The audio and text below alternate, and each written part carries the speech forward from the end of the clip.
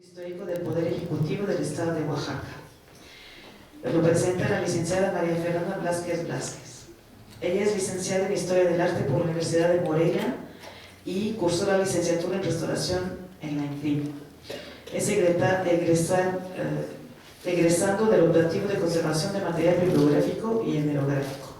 Se ha desempeñado como restauradora de material gráfico y libro en taller particular, como restauradora residente en campo en proyectos de restauración de retablo, pintura mural y pintura de caballete.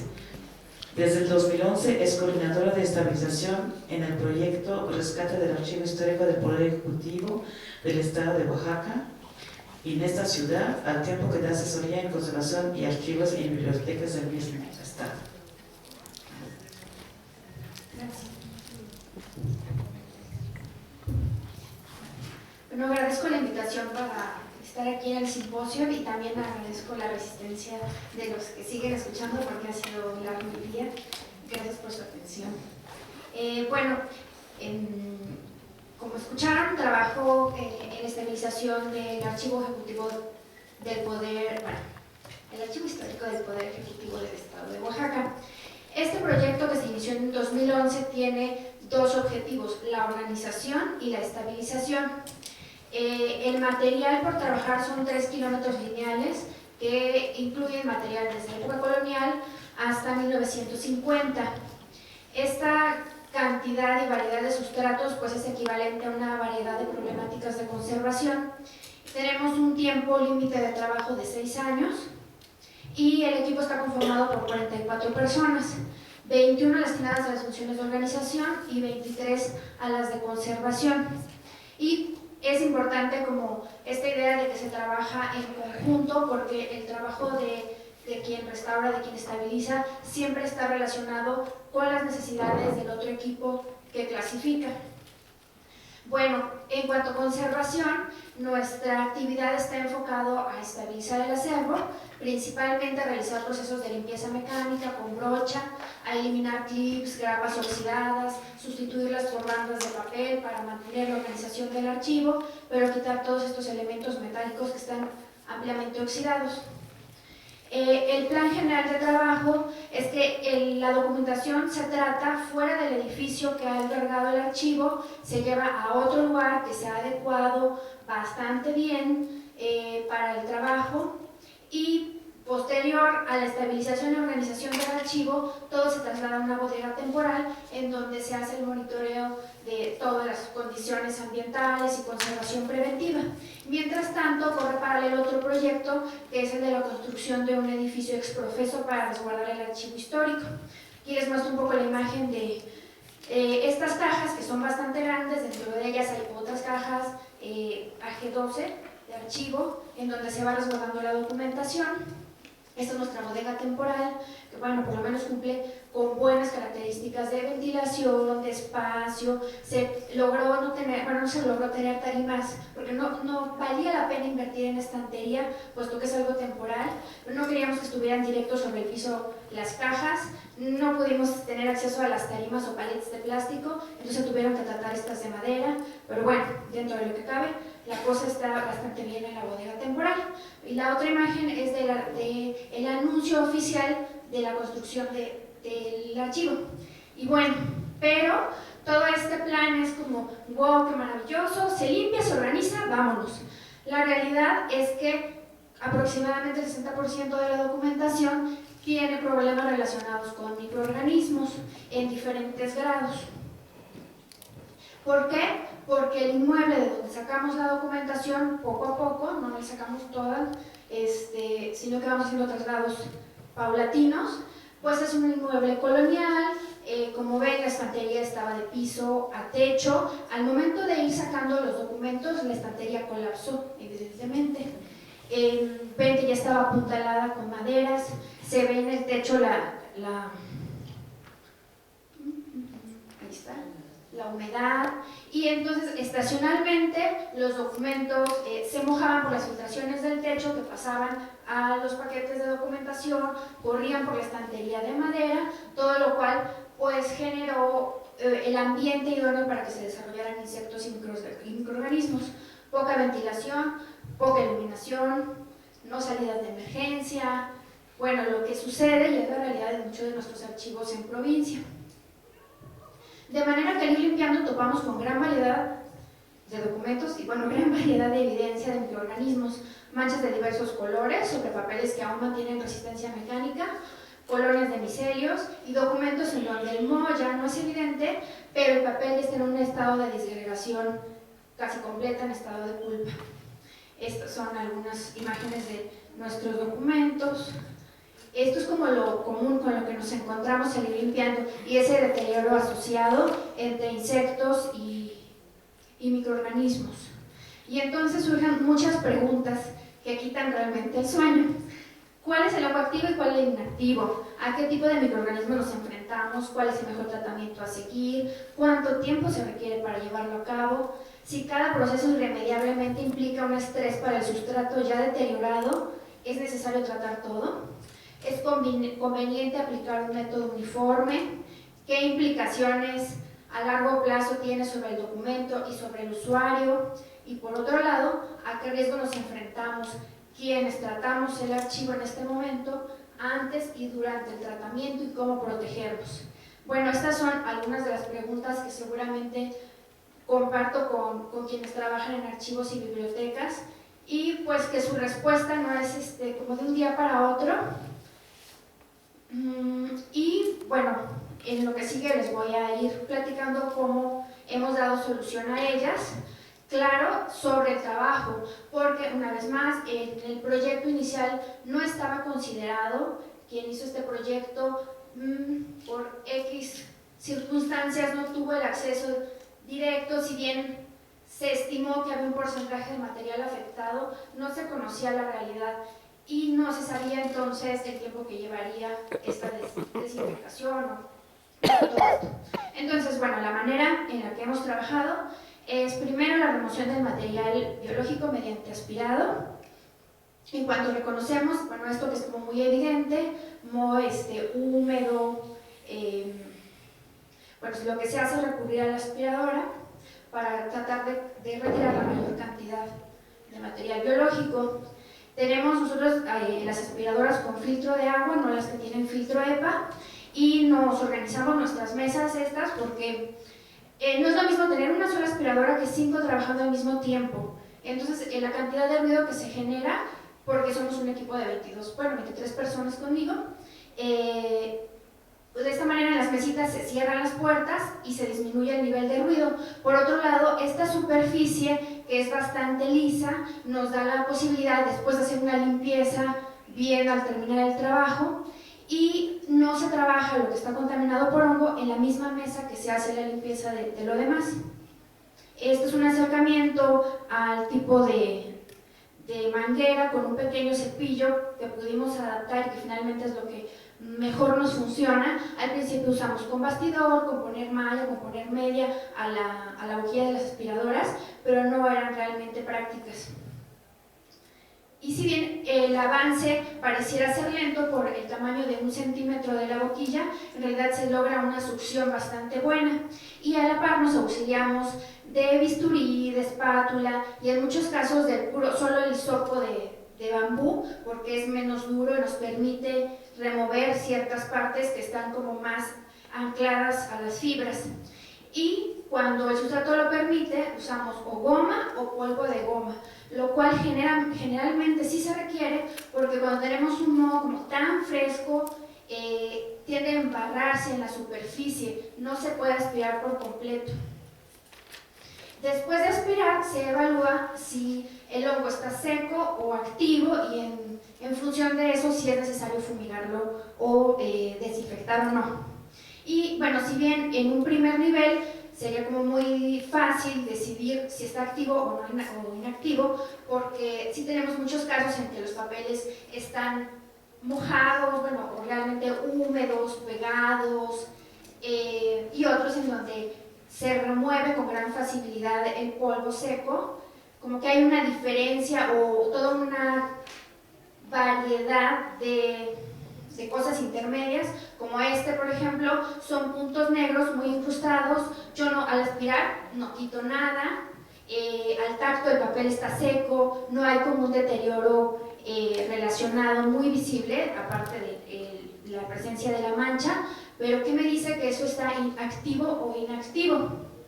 Por otro lado tenemos esto que lo ves y te espantas y se ve como, ¡wow! Eso está horrible, hay que tratarlo. Entonces, realmente vemos que hacer ese criterio de selección no es tan claro, no es tan directo. Y bueno, hay ciertas consideraciones acerca de desinfectar o no.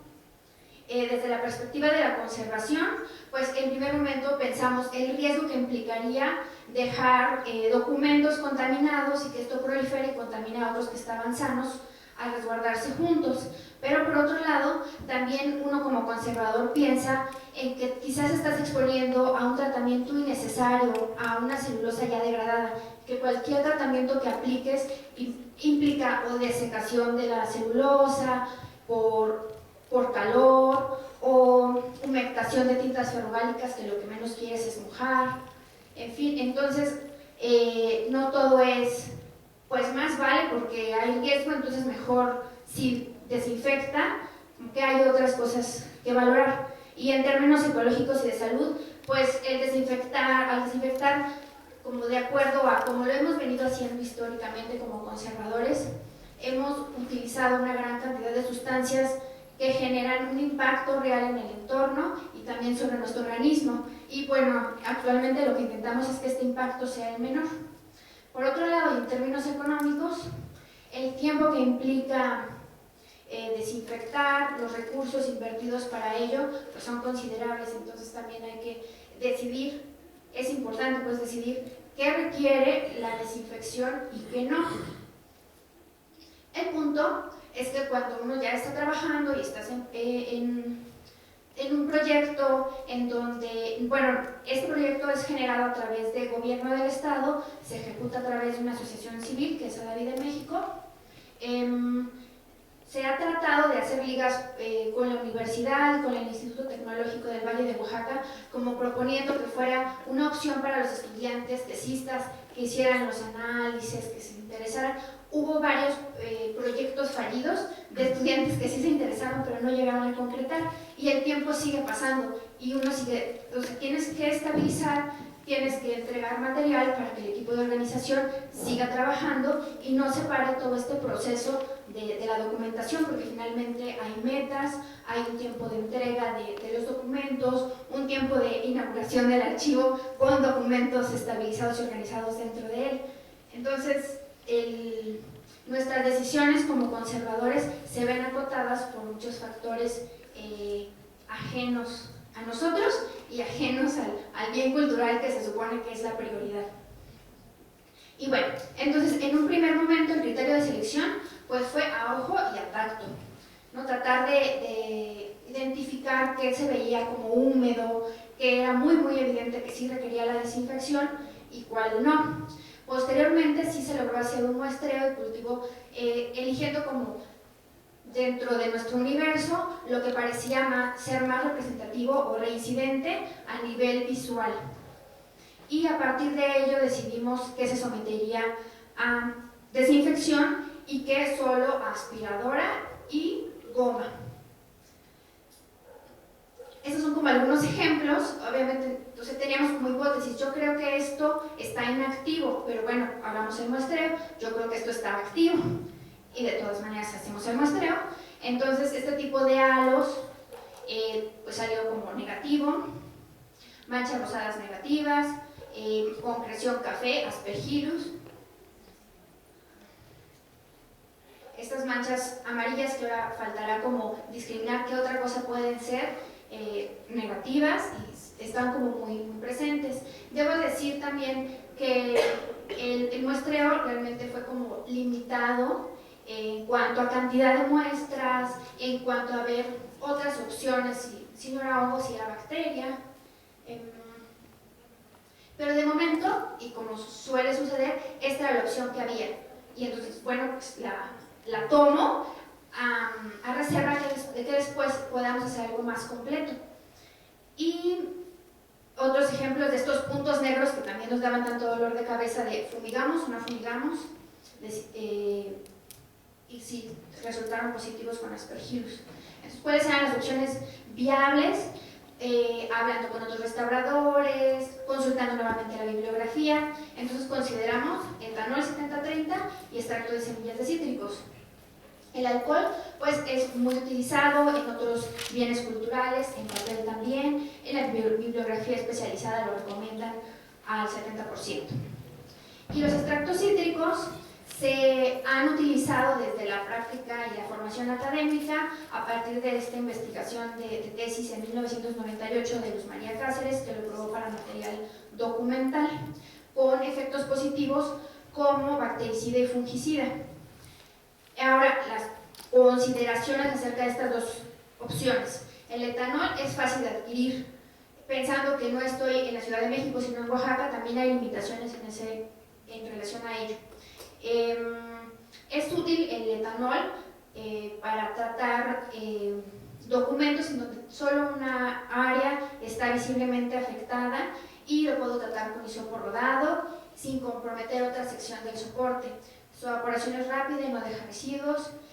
Al probarlo en nebulizador, en nuestra experiencia, nuestro nebulizador no logró generar la nube al 70-30, entonces para nebulización no nos funcionaba, para usarlo directo con hisopo rodado sí. Ahora, su costo es relativamente alto porque se usa concentrado, mayor cantidad de alcohol que agua, por lo que para tratamientos, por ejemplo, de inmersión, no nos resultaba tan ventajoso por la cantidad de solvente a utilizar. Ahora no tiene caducidad, de manera que puedes tenerlo y no hay problema, siempre y cuando consideres que es flamable. Y bueno, en el uso frecuente, los vapores realmente generan resequedad de ojos y vías respiratorias, entre otras cosas, aunque lo usamos como que no pasa nada, sí hay ciertos efectos de toxicidad a considerar. Ahora, de los extractos cítricos, la problemática, creo, en este momento mayor es que las marcas que se comercializan no son las mismas con las que se hizo la tesis. Entonces, están orientadas hacia un uso industrial o doméstico como bactericidas y fungicidas o conservadores de alimentos y no se han probado como marca, como tal, en su aplicación sobre patrimonio documental. La mayoría no especifica su composición exacta, ni indican dosis recomendadas y tampoco son del todo claros en cuanto a su toxicidad por inhalación del producto, por evaporación o al nebulizarlo. A mí me era importante lo de la evaporación porque al aplicarlo con hisopo rodado después utilizamos el termosellador como para secar, no secamos bajo peso por cuestiones también de tiempo. Entonces sí se está como generando ahí una nube que entra, ¿no?, por ojos, membranas, aunque requerimos protección entonces para usarlo. Y en general el extracto de semillas de cítricos se combina con glicerina y es necesario conocer a qué proporción se encuentran, pues si se usa en concentraciones altas o tiene mucha glicerina, deja residuos oleosos de los cuales no sabemos a ciencia cierta cómo van a comportarse. Las ventajas del extracto cítrico es que tiene un amplio espectro de acción sobre bacterias y hongos, pensando que también en principio yo no sabía que tenía. Entonces, pues busca algo que mate de todo. Es miscible en agua y en alcohol, lo cual es útil al tratar papel. En su aplicación es versátil, ya que puede usarse por impregnación, por inmersión o por nebulización. En aquellos productos que se han realizado pruebas de toxicidad, este es de nivel 1. Su costo es relativamente bajo y su rendimiento es muy alto porque se usa muy diluido. Y hay que considerar que por su naturaleza tiene una fecha de caducidad limitada. Entonces, nos hemos decantado por emplear las dos opciones desinfectantes en forma combinada o alternativa. En cuanto al extracto de cítricos, finalmente elegimos el que nos proporciona mayor información de cómo funciona, de qué contiene. ¡Wow! ¿Qué es esta marca? Citrogen. Entre estos, ofrecen varios. Había uno que tenía menor proporción de glicerina, 20%, y los análisis de toxicidad fueron muy amables, nos dijeron como todo lo que tenían. Eso también pues cuenta mucho, ¿no? Qué tan dispuestos están a darte información y no ocultar menos, porque pues eso te genera mayor confianza. Y si bien me dijeron, no, jamás lo hemos probado en papel, sí te podemos decir que en un rastro lo usamos 1:1000 y funciona. Porque esa es la dilución máxima, la dilución básica es 1:10.000. Entonces, lo que hemos hecho es utilizarlo 1:1000 en agua-alcohol. De manera que para fumigación local, que es cuando tenemos un documento que se ve bastante sano y solo tiene una área muy localizada de afectación, por ejemplo, este que pongo aquí que tiene tinta ferroválica, yo no quisiera mojar el resto del documento, solo esta área afectada, entonces estoy usando esta solución de etanol agua 70-30, a la que a la vez en 1 litro de esta solución hice mi proporción 1:1000 con el Citrogen, y la aplicación es mediante hisopo rodado. Así es como se ven. Bueno, ahí está nuestra mesa de fumigación, entre papeles secantes, se hace la aplicación, se requiere la protección tanto por el hongo al que nos estamos enfrentando como a los propios vapores. Y por otro lado, la nebulización, esta es la cámara con la que contamos, y se utiliza para material que está muy deteriorado, con una evidencia generalizada que ya no te permite el uso del hisopo rodado, o por ejemplo tinta de máquina o de bolígrafo. Por nebulización funciona muy bien porque no se corre nada de tintas. Y lo que se hace es que se genera una nube en la que se introduce el Citrogen, pero en este caso les había yo comentado que no habíamos logrado nebulizar el etanol al 70%, entonces decidí seguir dejando algo de alcohol hasta donde nos los lograba nebulizar, que fue al 40%, bueno, pues considerando que pueda facilitar la penetración de la mezcla o colaborar en cierta medida la desinfección. Y vamos controlando la humedad relativa, y digamos que la temperatura es la misma adentro y afuera, simplemente nos explica el por qué de pronto la nube tarda más en formarse, y si la temperatura baja, la nube se forma más rápidamente. Por lo general, en unos 82% de humedad, tenemos una nube suficiente sin que llegue a condensarse para que no genere gotas sobre el papel, entonces posibles corrimientos de tintas, pero una impregnación bastante buena. La cámara funciona básicamente, no crea vacío al 100%, solo que sí se extrae aire, luego se inyecta el fungicida con las válvulas cerradas para que no haya paso de aire externo, permanece la documentación dentro, después se hace una extracción del fungicida que sale a un filtro en la azotea. Al principio utilizábamos los documentos horizontales, no nos cabía nada. Después ya generamos como otra opción de ponerlos verticales, lo cual también ayuda a que no haya gotas que se queden, sino como al estar en vertical es menos la posibilidad de esto. Al salir están relativamente húmedos, lo cual permite hacer cierta corrección de plano al ponerlos entre papeles secantes y bajo peso. El tercer método que utilizamos menos, pero para el cual ha funcionado también el Citrogen en agua, es el de inmersión en casos de documentos que, además de tener un ataque fúngico, presentan pues un grado de disgregación o problemas de tintas ferroválicas, de manera que se tendrá que estabilizar la tinta o laminar. Entonces, como van a requerir un tratamiento acuoso, y realmente son pocos, por lo que les digo que más bien estamos enfocados a la limpieza más que a la restauración, pero se aprovecha y entonces se desinfecta por inmersión. Y bueno, dentro del muestreo que se logró hacer para documentos en donde se había identificado Aspergillus, después se fumigaron, y puse que se había fumigado localmente y después dio positivo para Rhizopus. ¿Por qué? Porque nosotros solo habíamos tomado la muestra de donde habíamos visto el micelio muy evidente de Aspergillus. Y después, al volver a muestrar después de fumigado, pues ¿por qué no pasar el hisopo por otro lado? Y resulta que había espora de algo más. Lo que se fumigó en cámara, los resultados fueron negativos, y por inmersión los resultados negativos. Bueno, y un poco para cerrar, dado que estamos trabajando con tanto material en mal estado, pues ha sido muy importante el énfasis en la protección del personal, en la desinfección del área de trabajo, al desechar el agua del filtro de la aspiradora, poner el producto desinfectante también en el agua para no lanzarla hacia el drenaje. Y algo que ha sido realmente un reto es trabajar con el otro equipo de archivistas y convencerlos también, hacerlos conscientes del riesgo laboral, y que ellos también usen. Por eso estas imágenes son en el área de organización, en donde ya los ven súper protegidos con su traje, con sus guantes, cubreboca, hasta usan luego su gorrito y aparte el otro, porque ya ha habido como una concientización de que no estamos haciendo esto por un mes o 2 meses, sino que es bastante tiempo de exposición y hay un riesgo real. Y bueno, respuestas como manera de conclusión un poco, se ve la necesidad de contar con un estudio mejor guiado que apoye la práctica diaria de desinfección de material documental. ¿A qué me refiero? Pues estudiar realmente si lo que nos está funcionando es solo el etanol o esa combinación entre los dos, o nos quedamos solo con el citrogen, cuál es la dosis mínima requerida, y puesto que las características de la documentación son diversas en cuanto a factura y deterioro, pues no es viable aplicar un método uniforme para todo, al menos no ninguno de estos dos que yo estoy usando. Puede haber otros seguramente, que tendremos que platicar.